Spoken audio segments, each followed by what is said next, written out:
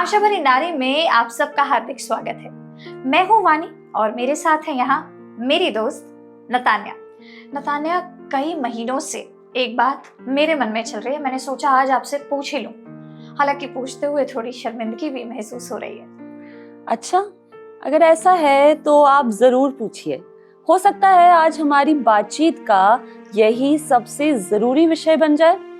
ठीक है, तो जैसे आप जानती हैं, मैं एक मसीही हूँ और सचमुच प्रभु से प्रेम करती हूँ। मेरी बात का गलत मतलब आप मत निकालना, लेकिन आजकल जब मैं अपने आप को देखती हूँ तो सोचती हूँ मैं अभी भी पहले जैसी ही क्यों हूँ। जब मैं किसी परेशानी या तनाव में होती हूँ, टेंशन में होती हूँ, तो अब भी अपनी बहन पर, अपने भाई पर झल्ला पड़ती हूँ। ऑफिस में जब लोग एक दूसरे की चुगलियाँ करते हैं, गॉसिप्स करते हैं, तो मैं कभी कभी उनमें शामिल हो जाती हूँ, जबकि मैं जानती हूँ कि ये सही नहीं है।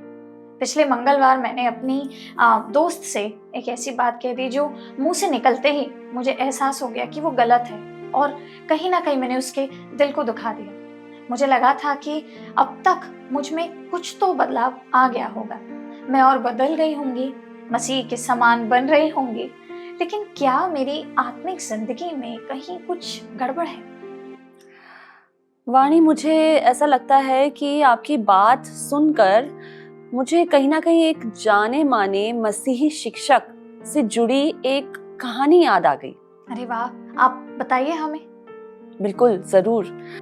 तो दर्शकों, ऐसा है कि जब ये जाने माने मसीही शिक्षक नौजवान थे और पिट्सबर्ग में सेमिनरी के छात्र थे, तब हर हफ्ते के आखिर में अपनी विधवा माँ की देखभाल के लिए घर जाया करते थे, क्योंकि उनकी माँ गाड़ी नहीं चला पाती थी।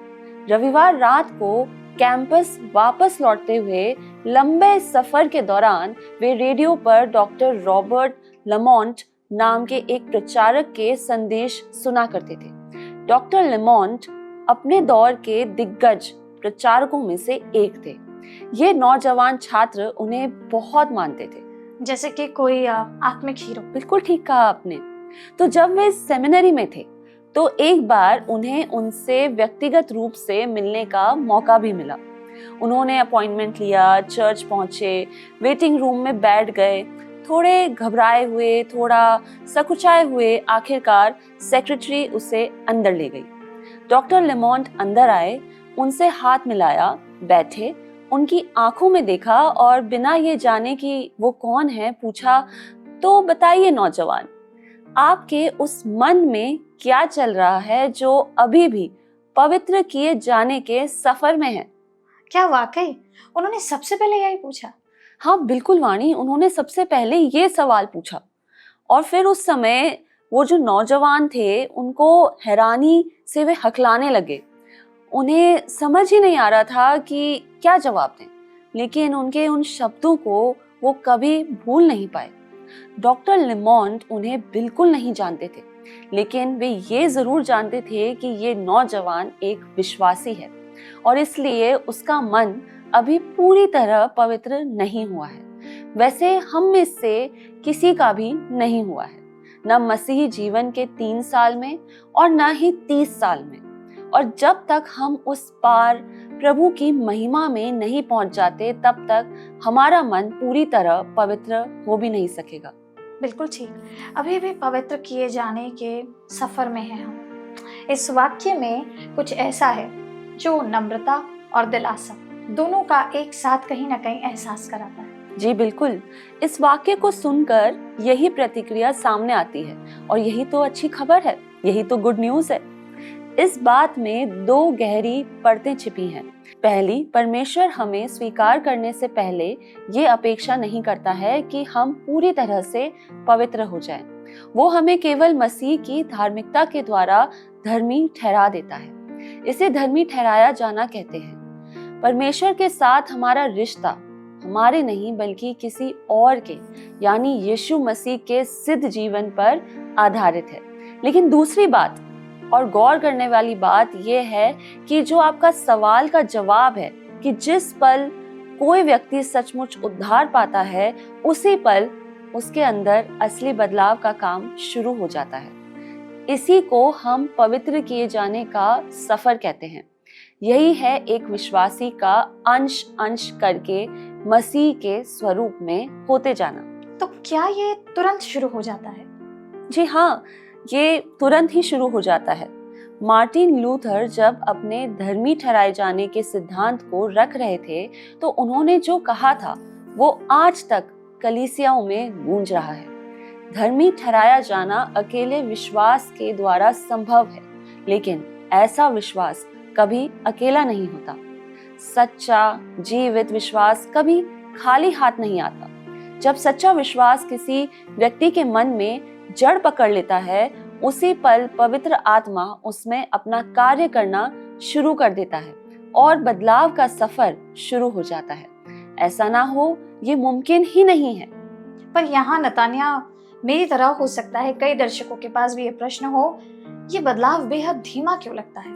क्योंकि वाणी ये धीमा ही है और ठीक इसी बारे में हमें आज बात करने की बहुत जरूरत है। जी नतान्या, आप जानते हैं मेरे पास्टर ने एक बार कहा था कि आत्मिक वृद्धि एक सीधी रेखा की तरह है जो धीरे धीरे लगातार ऊपर की ओर जाती रहती है। लेकिन जब मैं अपनी जिंदगी को देखती हूँ तो कुछ भी मुझे वैसा नहीं लगता। पिछले वसंत का मौसम मेरे जीवन का सबसे अच्छा आत्मिक समय था। मैं सूरज निकलने से पहले हर सुबह प्रार्थना करती थी, लोगों के साथ धीरज से पेश आती थी, बहुत पेशेंस थी, हर समय एक सुकून भरे आनंद से भरी रहती थी। फिर गर्मियां आई और काम पर मुश्किलें बढ़ने लगी। धीरे धीरे सब कुछ बिखर गया। प्रार्थना कम हो गई, फिर बंद हो गई। बाइबल मेरे बिस्तर के पास मेज पर पड़ी पड़ी धूल खाने लगी।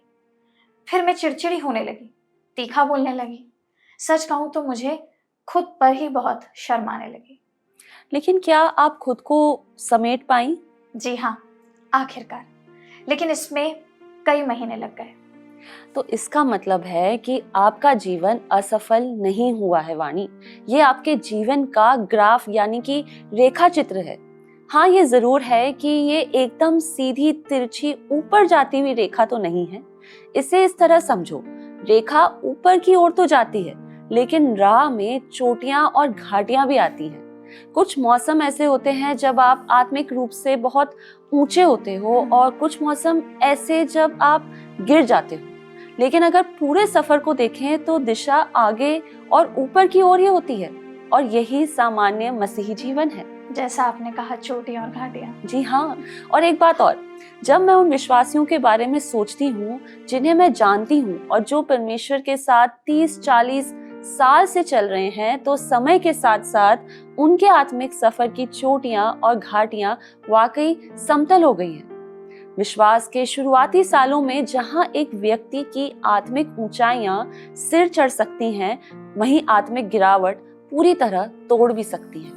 लेकिन जैसे जैसे वो व्यक्ति परिपक्व होता जाता है, उसमें एक स्थिर चढ़ाव देखने को मिलता है। आत्मिक उतार चढ़ाव कम नाटकीय होते जाते हैं और आत्मिक जड़ें ज्यादा मजबूत और स्थिर हो जाती हैं। यही तो मेरी दादी माँ का बिल्कुल सटीक वर्णन है। वो लगभग 50 साल से मसीही विश्वासी हैं। वे आत्मिक रूप से ना तो बहुत उत्तेजित होती हैं और ना ही मेरी तरह बिखर जाती हैं। वो बस एकदम दृढ़ है, तब भी विश्वासी जब हालात मुश्किल हो। 50 साल तक परमेश्वर जब किसी को गढ़ता है तो ऐसा ही होता है। लेकिन मैं एक महत्वपूर्ण बात पर जोर देना चाहती हूँ, यही वास्तविक परिवर्तन है वाणी। सिर्फ नाम मात्र का नहीं, सिर्फ कागज पर नहीं।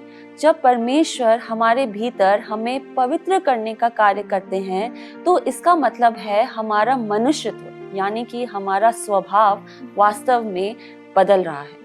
आप सचमुच और ज्यादा मसीह के समान बनती जा रही हो, धीरे धीरे, हाँ, रुकावटों के साथ, हाँ, लेकिन सचमुच।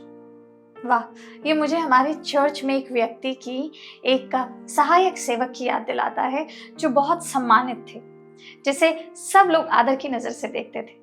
लेकिन फिर वे लंबे समय तक एक गंभीर पाप में पड़ गए। ये पूरी कलीसिया के लिए बहुत चौंका देने वाली बात थी। कलीसिया के प्राचीनों ने उन्हें समझाने की बेहद कोशिश की। उन्होंने उन्हें झिड़क दिया। आखिरकार कई महीनों तक कोई जवाब ना मिलने के बाद चर्च को औपचारिक अनुशासन का कठोर कदम उठाना पड़ा। उन्हें संगति से बहिष्कृत कर दिया गया। लेकिन जानती है नतान्या, आगे क्या हुआ? उसी अंतिम कदम, संगति से अलग हो जाने ने आखिरकार उनके दिल तक पहुंच बनाई। वो वापस आ गए, पश्चाताप करते हुए, विनम्र होकर, पुनर्स्थापित होकर। उनका पतन बहुत गंभीर था और उनकी घाटी काफी लंबी थी, लेकिन वे सच्चे विश्वासी थे और सच्चे विश्वासी घाटी यानी आत्मिक गिरावट में हमेशा के लिए पड़े नहीं रहते। पवित्र आत्मा उन्हें वहां पड़े रहने ही नहीं देता। इसलिए किसी व्यक्ति का गंभीर पतन का मतलब ये नहीं है कि उसने कभी सच में उद्धार पाया ही नहीं था। जी हाँ वाणी, ये बात बिल्कुल सत्य है। कभी कभी इसका मतलब ये हो सकता है, लेकिन हर बार ऐसा ही हो ये जरूरी नहीं है। मैं हमेशा ये सवाल पूछती हूँ, क्या व्यक्ति आखिरकार वापस लौटता है? क्या उसके जीवन में पवित्र आत्मा के कार्य का कोई चिन्ह दिखाई देता है, भले ही धुंधला सा हो, भले ही दूर हो? क्योंकि यहाँ मैं एक फर्क बहुत सोच समझ कर बताना चाहती हूँ। एक ऐसा मसीही भी होता है जो सांसारिक होता है, कोई ऐसा व्यक्ति जो अभी अपने शारीरिक मनुष्यत्व यानी कि स्वभाव से संघर्ष कर रहा हो, जिसके बुरे मौसम आते हैं, जो बुरी तरह गिर जाता है। पौलुस भी कुछ विश्वासियों के बारे में ऐसे ही बात करता था। हम सब में मौजूद हमारा पुराना मनुष्यत्व हमें तब तक अपनी ओर खींचता रहता है जब तक हम प्रभु की महिमा को धारण नहीं कर लेते। लेकिन अगर कोई व्यक्ति बिल्कुल भी कोई भी परिवर्तन का चिन्ह ही ना दिखाए, कोई फल ही ना हो, कोई अपराध बोध ना हो, कोई वापसी ना हो, कोई फल ना हो, ना पाप का एहसास, ना लौटने की इच्छा, तब मैं नम्रता और गंभीरता से एक सवाल पूछूंगी, क्या उसने पहले कभी परमेश्वर पर सच्चा विश्वास किया भी था? हम विश्वास की खाली घोषणा करने से उद्धार नहीं पाते हैं, हम परमेश्वर पर विश्वास रखने से उद्धार पाते हैं। सच्चा विश्वास काम करता है, वो लड़खड़ा सकता है, ठोकर खा सकता है, हो सकता है कि कुछ समय के लिए थम भी जाए, लेकिन ये हमेशा के लिए ठहरा नहीं रहता। ठीक है, मैं स्वीकार करती हूँ कि ये एक प्रक्रिया है, एक प्रोसेस है, एक लंबा सफर है जो कोई कम दूरी की तेज दौड़ नहीं है। लेकिन मुझे याद आ रहा है कि एक बार मैं एक महिला सम्मेलन में गई थी। वहां आई एक वक्ता बहुत प्रभावशाली थी, उत्साही। उन्होंने एक ऐसे निर्णायक, अकस्मात और परिवर्तनकारी अनुभव के बारे में बात की जिसमें पवित्र आत्मा आपको एक नए तरीके से भर देता है और आप उस जीवन में प्रवेश करते हैं जिसे उन्होंने विजयी मसीही जीवन कहा। उन्होंने आगे वेदी पर आने का आह्वान दिया और सैकड़ों महिलाएं आगे आ गईं, जिसमें मैं भी एक थी, शामिल थी। मैं वहां जाके रोई और मैंने अपने अंदर महान सामर्थ्य को कार्य करते हुए महसूस किया। वाह, और फिर क्या हुआ? फिर 2 हफ्ते बाद मैं अपने पुराने रवैये पर लौट गई। अधीरता वापस आ गई, आलोचनात्मक स्वभाव भी वापस आ गया। मैं सोचने लगी, क्या मैंने आशीष को ठीक तरह से ग्रहण नहीं किया, या कहीं मैं खुद ही इसको रोकने का एक कारण बन गई? और मैं सम्मेलन से पहले भी ज्यादा बुरा महसूस करने लगी क्योंकि अब मैं इसमें भी असफल हो गई थी। मुझे बहुत दुख है कि उस अनुभव ने आपको असफल महसूस कराया, क्योंकि परमेश्वर को और गहराई से जानने की आपकी चाहत, बदलाव के लिए आपकी भूख अच्छी और सही थी, मगर वहाँ जो रूपरेखा या समझ आपको सौंपी गई थी, शायद उसने आपको भटका दिया। देखिए, पवित्र आत्मा की कोई ऐसी खुराक नहीं है जो आपको एक ही पल में पाप पर हमेशा के लिए विजय दिला दे। काश ऐसा होता, लेकिन पवित्र शास्त्र हमें ऐसा कुछ नहीं सिखाता। क्या आपने उस किताब के बारे में सुना है जिसे 15वीं शताब्दी में थॉमस ए कैंपस ने लिखा था? इसका नाम है द इमिटेशन ऑफ क्राइस्ट, यानी मसीह का अनुकरण। ये इतिहास की सबसे अधिक पढ़ी जाने वाली मसीही पुस्तकों में से एक है। कुछ समुदायों में ये बाइबल के बाद दूसरा स्थान रखती है। दरअसल ये पवित्र ठहराए जाने पर एक बेहद जरूरी मार्गदर्शिका है जो बताती है कि एक विश्वासी सचमुच पवित्रता में कैसे बढ़ता है। थॉमस ए कैम्पस, जिन्होंने अपना पूरा जीवन आत्मिक उन्नति को समर्पित कर दिया, वे बुरी आदतों को तोड़ने के बारे में क्या कहते हैं, ये सुनते हैं। उन्होंने लिखा कि एक मसीही के लिए अपने पूरे जीवन में एक बुरी आदत को भी पूरी तरह तोड़ पाना एक दुर्लभ बात है।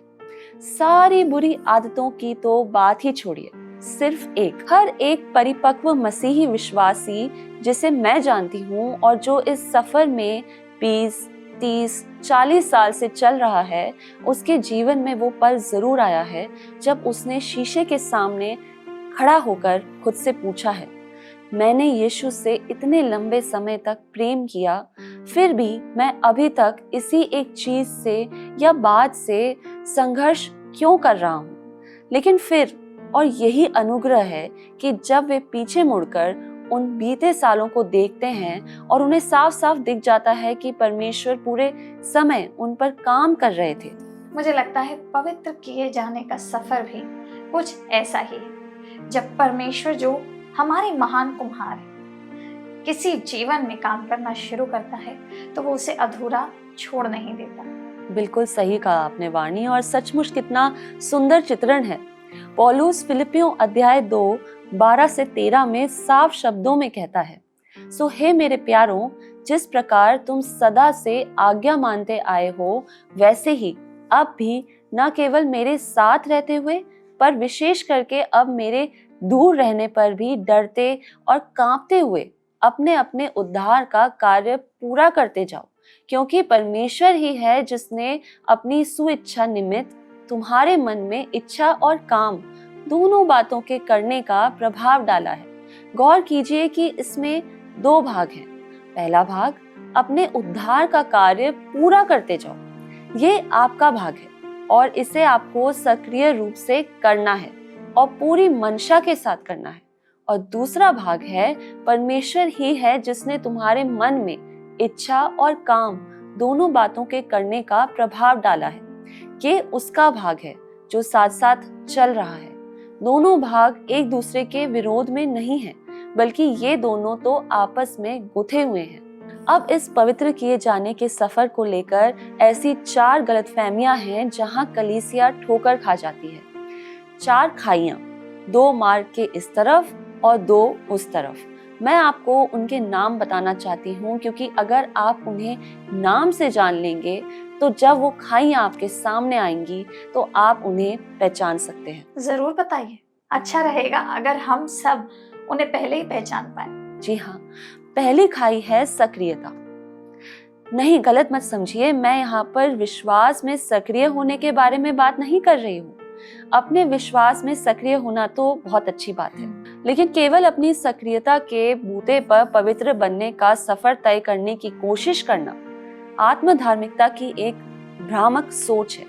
ये सोच कहती है, मैं खुद को पवित्र बना लूंगी, मुझे परमेश्वर के अनुग्रह की जरूरत नहीं, पवित्र आत्मा की भी नहीं, बस मुझे और ज्यादा इच्छा शक्ति, अनुशासन और एक बेहतर तरीका चाहिए।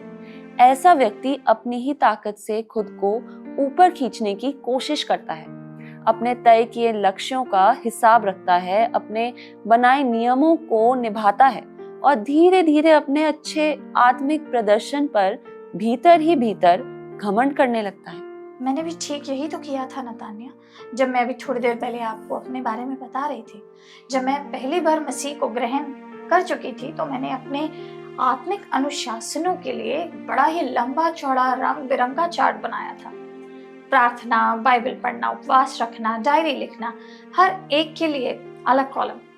और जब मैं उन्हें पूरा कर लेती थी तो सामने सुनहरा सितारा बना देती थी। जिन हफ्तों में सब ठीक चलता था, मैं खुद को सबके मुकाबले आत्मिक रूप से सर्वश्रेष्ठ महसूस करती थी। जिन हफ्तों में ऐसा नहीं होता था तो लगता था कि परमेश्वर मुझसे नाराज हो गए हैं। धीरे धीरे सब कुछ मेरे प्रदर्शन के बारे में हो गया था। बस यही तो वो किताबी सक्रियता है। आत्मिक अनुशासन जैसे प्रार्थना करना, वचन पढ़ना, उपवास रखना, ये सब अपने आप में अच्छी बातें हैं, लेकिन जब ये बातें परमेश्वर के सामने अपनी योग्यता साबित करने का हिसाब किताब बन जाएं, तब ये आत्म धार्मिकता में बदल जाता है। अब सड़क के ठीक दूसरी तरफ वाली खाई का नाम है शांतिवाद। इसे आसान भाषा में निष्क्रियता की सोच कह सकते हैं। ये 17वीं शताब्दी के कुछ फ्रांसीसी रहस्यवादियों से आया। ये सोच पहले वाली सोच के बिल्कुल विपरीत है। पवित्र किया जाना पूरी तरह परमेश्वर का काम है। तुम्हें मेहनत करने की जरूरत नहीं है, कोशिश करने की भी जरूरत नहीं है, अपने पाप को लेकर परेशान होने की भी जरूरत नहीं है। बस शांति से बैठे रहो, रास्ते से हट जाओ, परमेश्वर को अपना काम करने दो। ये तो लगभग आत्मिक ही लगता है। ये तो परमेश्वर पर पूरी तरह से भरोसा करने जैसा हुआ। बिल्कुल, सुनने में तो ये भरोसा जैसा लगता है। और उनका नारा तो बहुत लोकप्रिय भी हुआ। शायद आपने सुना होगा, let go and let God, छोड़ दो एंड परमेश्वर को करने दो। ये वाक्य तो मेरी पहली कलीसिया के प्रवेश द्वार पर लगे कपड़े पर जो होता है ना, उस पर कड़ा हुआ था और मुझे बहुत अच्छा भी लगा था। वैसे अगर देखा जाए तो एक मायने में ये सोच सही भी है। अगर आप ये सफर अपनी ही ताकत पर तय करने की कोशिश कर रही हैं और भूल गई हैं कि परमेश्वर की शक्ति ही है जो आपको संभाले हुए है, तो हाँ, अपनी आत्मनिर्भरता की सोच को छोड़ दीजिए। लेकिन निष्क्रिय होने की ये सोच यहीं पर नहीं रुकती, बल्कि वो तो कहती है कुछ मत करो, बस पैर ऊपर करके बरामदे में बैठो और बस इंतजार करो कि परमेश्वर आपको पवित्र बना दे। और यही बहुत खतरनाक बात है, क्योंकि इससे ऐसे निष्क्रिय मसीही पैदा होते हैं जो फिर सालों बाद पीछे मुड़कर ये देखकर हैरान होते हैं कि इतना समय बीत गया लेकिन उनके जीवन में कोई बदलाव ही नहीं आया। तो हमने अब तक देखा कि सक्रियता की सोच कहती है सब कुछ मुझे ही करना है, और शांतिवाद की सोच सब कुछ परमेश्वर ही करेगा। दोनों ही उस सच्चाई को चूक जाते हैं जो पवित्र शास्त्र वास्तव में सिखाता है कि परमेश्वर का कार्य और हमारी जिम्मेदारी दोनों साथ साथ चलते हैं। आपने बिल्कुल सही कहा वानी। अब खाइयों की दूसरी जोड़ी के बारे में बात करते हैं, और ये परमेश्वर की व्यवस्था से जुड़ी है। एक तरफ है विधिवाद, सरल भाषा में इसे नियमों से बंधा हुआ भी कह सकते हैं। इस सोच को रखने वाले व्यक्ति परमेश्वर की दी हुई आज्ञाओं से संतुष्ट नहीं होते।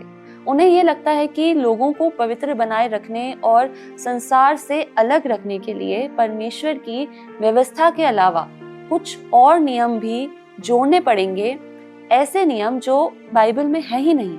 मैं ऐसी एक कलीसिया के बारे में पढ़ चुकी हूँ, मैंने देखा है। फिल्में नहीं देख सकते हैं आप, कुछ प्रकार का संगीत नहीं सुन सकते हैं आप, किसी तरीके का डांस नहीं कर सकते हैं आप, क्या पहनना है, क्या खाना पीना है, लिपस्टिक नहीं लगा सकते आप। हर बात के लिए वहाँ नियम थे।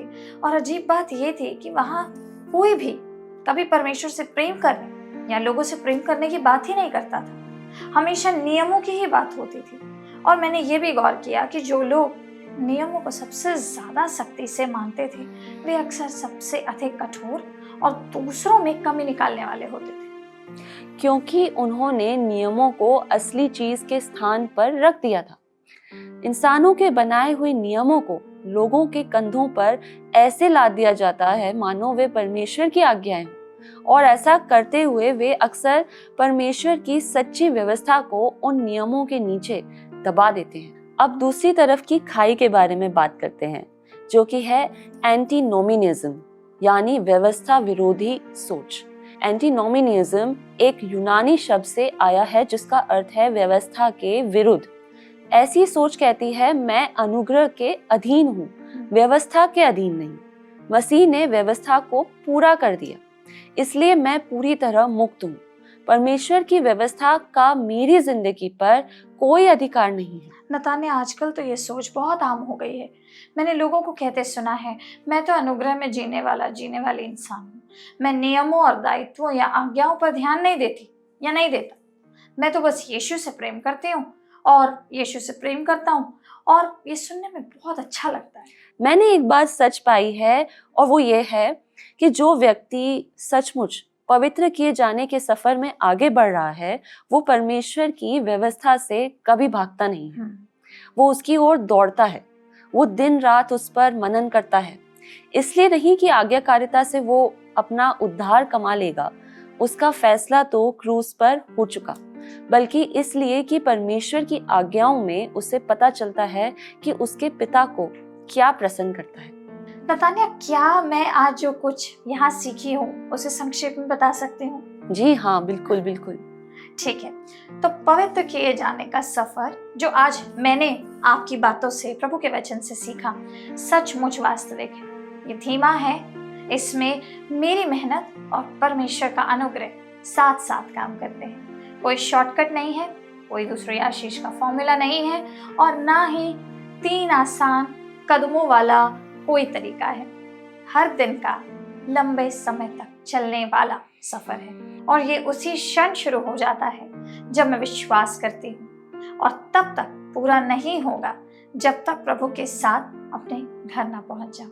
मैं आज यहाँ इस बात से हताश होकर आई थी कि मैं इतनी स्लो, इतनी धीमी गति से क्यों बदल रही हूँ, क्यों अभी भी अंदर कमियां हैं मेरे।